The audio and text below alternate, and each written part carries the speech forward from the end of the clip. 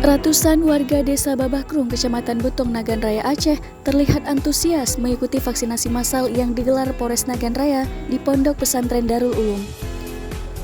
Sebelum dilakukan penyuntikan, satu persatu warga diperiksa kesehatannya oleh tim vaksinator dari Polres setempat. Hal itu untuk memastikan tidak adanya penyakit bawaan yang diderita warga yang akan divaksin. Menurut Wakapolres Nagan Raya Kompol Arwin Ardiansyah, vaksinasi COVID-19 yang digelar secara massal sebagai upaya memutus mata rantai penyebaran COVID-19. Vaksinasi dilaksanakan di pesantren sebagai bentuk dukungan ulama setempat dalam pelaksanaan vaksinasi ke masyarakat. Pimpinan pesantren Daya Darul Ulum, Abiyah Husaini Ishak, mengatakan masyarakat khususnya di Nagan Raya jangan ragu untuk divaksin karena sudah ada fatwa Majelis Ulama Indonesia yang menyatakan vaksin halal serta aman digunakan. Sudah melaksanakan vaksin.